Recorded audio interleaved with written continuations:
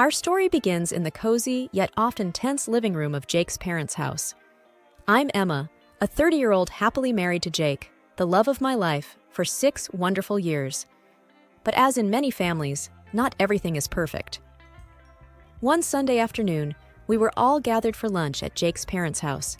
The room was filled with the usual chatter, the clinking of cutlery against plates, and the faint hum of the television in the background.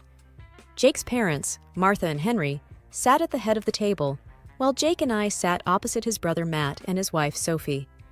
Martha, Jake's mother, always had a way of making me feel a bit out of place. "Emma, dear, why don't you help me in the kitchen?" she would often say, even when there was little to help with. It was one of those small things that seemed innocent, but always made me feel like an outsider. On this particular day, the air was thick with Martha's praise for Sophie. "Sophie, this salad you've brought is just delightful. You must give me the recipe," Martha gushed, her voice filled with admiration. Sophie, ever the charmer, responded with a smile. "Oh, it's nothing, Martha. Just a little something I whipped up. I'm glad you like it." I tried to join in the conversation, offering, "I've also tried a new recipe for the dessert today. I hope everyone likes it." Martha glanced at me briefly, then turned her attention back to Sophie. "Sophie, you really have a knack for cooking. I remember that casserole you made last time. Simply delicious." Feeling a bit sidelined, I exchanged a look with Jake, who gave me a small, reassuring smile. He always understood these moments without needing words. The lunch continued, with Martha sharing stories about Sophie's recent accomplishments and barely acknowledging my presence. It was a familiar scene, one where I felt like I was on the outside looking in, no matter how hard I tried to be part of the family. As we cleared the table after the meal, Jake whispered to me, "Don't let it get to you. You know I appreciate everything you do." I nodded, trying to brush off the feeling of being undervalued. It was just another Sunday at Jake's family home, where praise was abundant for Sophie, and for me, it remained just out of reach. It was a typical Thursday evening at Martha's house, with family dinner in full swing. The atmosphere was lively, filled with the sounds of casual conversation and laughter. At the table, I sat quietly, observing Sophie as she skillfully navigated the conversation. Sophie, with her perfect hair and bright smile, turned to Martha and said, "Martha, you really outdid yourself with the dinner tonight. Everything tastes amazing." Martha, visibly pleased, replied, "Thank you, Sophie. It's always a pleasure to cook for you all." I chimed in, trying to be part of the conversation. "Yes, Martha, the chicken is really tender. What's your secret?" Martha gave a brief nod in my direction, but her attention quickly returned to Sophie. "Oh, it's just a little trick I learned over the years. You know, Sophie has been showing quite an interest in cooking lately. She's getting quite good at it." Sophie beamed at the compliment. "I've been trying, but I'm nowhere near as good as you, Martha. Maybe one day I'll get there." The conversation continued in this manner, with Sophie and Martha exchanging pleasantries and compliments. I couldn't help but feel a bit of frustration at how easily Sophie seemed to win Martha over. It was as if Sophie wore a mask of charm that endeared her to Martha, despite the occasional unkind word Sophie would let slip about Martha when she wasn't around. Later, I heard Sophie's voice talking to someone on the phone in the living room. "Oh, Martha is such a stupid chicken, always shaking over her pots. It's so funny." I was taken aback by the contrast in Sophie's attitude. In front of Martha, she was all praises, but behind her back, it was completely different. Trying to keep the conversation light, I said to Martha, "You really do put a lot of effort into these dinners. We all appreciate it." Martha smiled, but her thoughts were still with Sophie. "Thank you, Emma. But Sophie, she really understands the effort that goes into this. She appreciates it in her own way." I nodded, keeping my thoughts to myself. It was clear that Sophie's praise held more weight in Martha's eyes, and I couldn't help but wonder if Martha would ever see through the facade that Sophie so skillfully maintained. The next day, I found myself in a coffee shop with Sophie, hoping to have a frank conversation. The cafe was buzzing with the chatter of other customers and the aroma of fresh coffee. I sipped my latte, gathering my thoughts. "Sophie, can I talk to you about something?" I started, trying to sound as non-confrontational as possible. Sophie looked up from her coffee, a hint of curiosity in her eyes. "Sure, Emma. What's up?" I took a deep breath. It's about Martha. I feel like there's a lot of, well, let's say, unnecessary praise going on. I think it's important to be genuine with her. Sophie raised an eyebrow. What do you mean? I am genuine with her. I compliment her because she deserves it. I pressed on. I know, but I've also heard you say things that don't match what you tell her. It doesn't seem fair to her. Sophie's expression hardened slightly. Emma, I'm not sure what you've heard, but I think you're misunderstanding things. I have a lot of respect for Martha. The conversation felt like it was hitting a wall. I decided to be more direct. Sophie, I've heard you make fun of Martha when she's not around. It just doesn't seem right. Sophie's face turned into a polite smile, but her eyes were cold. Emma, I think you're reading too much into things. I would never disrespect Martha. Feeling a bit deflated, I decided not to push further. Okay, Sophie, I just wanted to share what I felt. Maybe I'm wrong.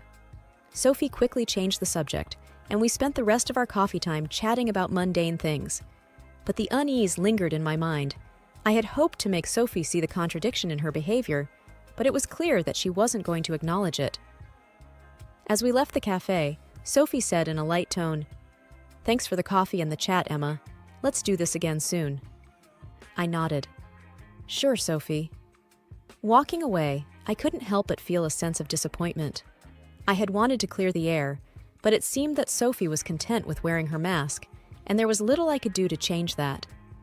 In the bustling heart of our small town, I met my friend Lisa at a quaint diner known for its home-style comfort food.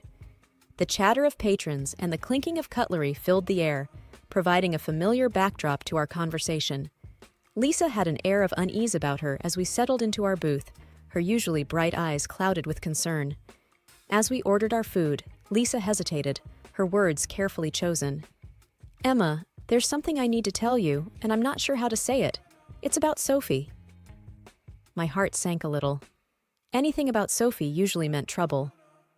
What's going on, Lisa? I asked, bracing myself. She sighed, looking down at her hands before meeting my eyes. I was at the gym yesterday, and I overheard Sophie talking with some friends. She was speaking about you, Emma, and it wasn't pleasant. A knot formed in my stomach. What did she say? I asked, though I wasn't sure I wanted to hear the answer. Lisa fidgeted with her napkin. She called you some awful names, Emma. Stupid chicken. Fat fool. It was really mean-spirited. I'm so sorry. The words stung more than I expected. It wasn't just the names. It was the betrayal of trust, the duplicity of someone I had to see at family gatherings, someone who pretended to be amiable to my face. I can't believe she'd say such things, I replied, my voice a mix of shock and hurt. After all the times I've tried to be nice to her. Lisa reached across the table, her hand a comforting presence.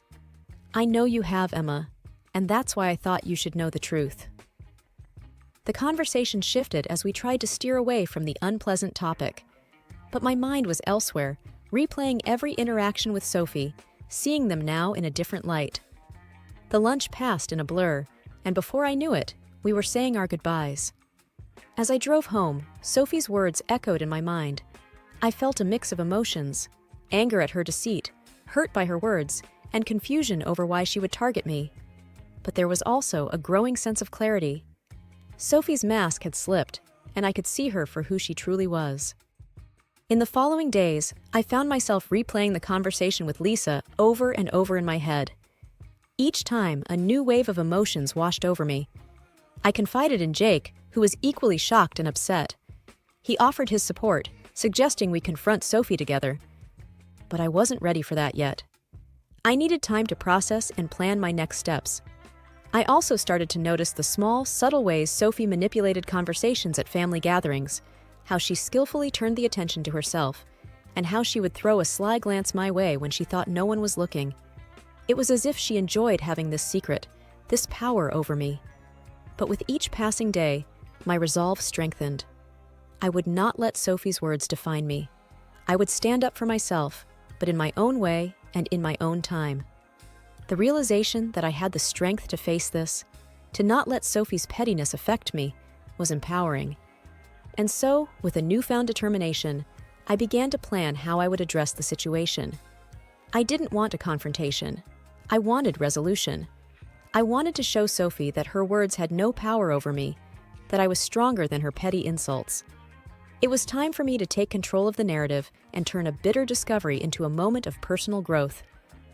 Thanksgiving was approaching, and this year, Sophie and Matt were hosting the family dinner. A few days before the event, Sophie called me. I could hear the faint sound of children playing in the background on her end. "Hey, Emma, I was wondering if you could help me out with Thanksgiving dinner? I'm a bit overwhelmed with the planning," Sophie said, her voice laced with a hint of stress. Despite the mixed feelings I had about her, I agreed. "Sure, Sophie. What do you need help with?" "Could you handle the turkey and maybe a dessert?" "That would be a huge help," she replied, sounding relieved. "All right, I can do that. I'll make my pumpkin pie too. Everyone seems to like it," I offered, trying to keep the conversation light. "Perfect. Thank you so much, Emma. You're a lifesaver," Sophie said cheerfully.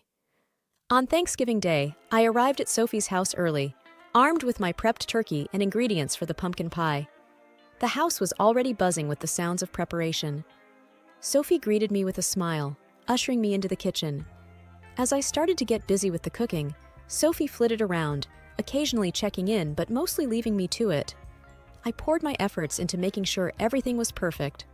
The turkey seasoned just right, the pie with its flaky crust. Guests began to arrive, and soon the house was filled with the noise of family catching up, the sound of children running around, and the ever-present hum of the football game on TV. Dinner was served, and everyone gathered around the table. The turkey was a hit, and the pumpkin pie was met with compliments. I noticed Martha praising Sophie. "This turkey is wonderful, Sophie. You've outdone yourself." Sophie basked in the praise, a triumphant smile on her face. "Thank you, Martha. I'm glad you like it." I kept my emotions in check, smiling politely while a plan formed in my mind. I knew I needed to act, but in a way that was subtle yet revealing. As we were enjoying our dessert, I saw my opportunity. "Sophie, this pumpkin pie is delicious. Can you share the recipe? I'd love to try making it myself." Sophie's face faltered for a moment, a flash of panic in her eyes. It's just a standard recipe. Nothing special," she stammered. I pushed a little further, keeping my tone friendly. "But it tastes different from the usual. There must be a secret ingredient or something." Sophie stumbled over her words, trying to come up with a response. The room grew quiet, with family members now curious about the recipe. The discomfort was evident on Sophie's face as she struggled to respond. It was clear to everyone that she didn't have an answer. I let the moment hang for a bit before moving the conversation along, but the seed of doubt was planted. Sophie's facade had cracked, and I could tell that the family was starting to see what I had seen all along. As the Thanksgiving dinner progressed, the atmosphere was still charged from the earlier incident with the pumpkin pie. Sensing an opportunity to reveal more of Sophie's deceit, I decided to push the envelope further. While we were all relaxing in the living room, digesting the feast, I turned to Sophie with an innocent expression. "Sophie, the turkey was so good, especially the gravy. Could you share the recipe for the sauce? I'd love to try it myself." Sophie's face went pale, a clear sign of her discomfort. The sauce. Well, it's just a standard recipe, you know? The usual ingredients," she stammered, avoiding eye contact. Others in the room perked up, clearly intrigued. "Oh, but it tasted unique," said Aunt Mary, joining in. "What did you put in it, Sophie?" Sophie fidgeted, looking desperately for an out. "Well, you know, the usual, herbs and stuff." The guests exchanged knowing glances, the air filling with a mix of curiosity and skepticism. It was becoming evident to everyone that Sophie wasn't familiar with the recipe. Jake's brother Matt, noticing his wife's discomfort, stepped in. "Let's not bother Sophie with recipes right now. We're here to enjoy the holiday," he said, trying to deflect the situation. But the damage was done. The guests, one after another, playfully yet pointedly asked Sophie about the sauce, each question adding to her embarrassment. It was clear they were enjoying this unmasking of the cunning and hypocritical daughter-in-law. Sophie, now red-faced and visibly flustered, muttered a few more incoherent responses before excusing herself from the room. Matt followed her, casting a disapproving glance at the rest of us. The tension in the room was palpable after Sophie's abrupt exit, followed closely by Martha, who was clearly going to comfort her. The rest of us sat in a tense silence, waiting for their return. When Martha came back, she was visibly upset, her usually composed demeanor replaced by a fiery anger. Without hesitation, she directed her fury at me. "Emma, what you've done is disgraceful. You've embarrassed Sophie in front of the whole family." I was caught off guard by her intensity. Jake immediately stood up, ready to come to my defense, but I gently held his hand, signaling him to let me handle it. "Martha, I understand you're upset, but please hear me out," I began, trying to keep my voice calm. Martha cut me off, her words laced with accusation. "You're just jealous of Sophie. You think by embarrassing her, you can prove you're the better cook, the smarter one, the more beautiful one. This is petty revenge." I took a deep breath, maintaining my composure. "Martha, that's not it at all. The truth is, I prepared the turkey and the pie. Sophie took credit for them." Martha's face was a mix of disbelief and confusion. "Is that true?" Sophie, who had quietly returned, chimed in, her voice defensive. "No, that's not true. Emma's just trying to make me look bad." The tension escalated as Sophie tried to deflect the blame onto me. It was clear that words alone weren't going to resolve this. Knowing I needed to provide undeniable proof, I said, "I can prove that I made them." Everyone's attention was now focused on me, waiting for the evidence. I pulled out my phone and opened my photo gallery. Here are the pictures I took while preparing the dishes at home. I passed the phone around, showing the step-by-step process of me preparing the turkey and the pie. The pictures clearly showed the ingredients, the preparation, and the final products, all in my kitchen. As the phone made its way around the room, the realization dawned on everyone. Martha's anger slowly turned to embarrassment, and Sophie's defense crumbled under the weight of the evidence. Martha finally spoke, her voice softer. "Emma, I didn't know. I'm sorry for not believing you." And then Sophie revealed her true face. "You're a lying, envious woman. You're trying to break me up with Marta," she yelled at me. The tension in the room escalated. Sophie's accusations of deceit towards me had reached a boiling point. Sensing the need for undeniable proof, I decided to reveal the last piece of evidence I had reluctantly held back. "Everyone, there's something else you should hear," I said, my voice steady but filled with reluctance. I pulled out my phone again, this time to play a recording. This is a recording of Sophie talking about Martha and other family members. The room fell silent as I pressed play. Sophie's voice filled the air, her words harsh and unkind, speaking rudely about Martha and various relatives. The shock was immediate and palpable, especially on Martha's face, which drained of color. As the recording ended, a heavy silence hung over the room. Sophie sat frozen, her earlier facade completely shattered. Martha, deeply hurt and humiliated, struggled to find words. I had no idea," Martha finally whispered, her voice breaking. "How could you, Sophie?" Sophie, now on the verge of tears, stammered out an apology. "I'm so sorry, Martha. I didn't mean those things. I was just venting." But the damage was done. The family members looked on in shock, their expressions a mix of disbelief and disappointment. The realization of Sophie's hypocrisy hit everyone hard. Martha, shaking her head, said, "I can't believe I was so blind. All this time, you've been deceiving us." The room erupted into a chorus of upset voices as relatives expressed their feelings of betrayal and disappointment.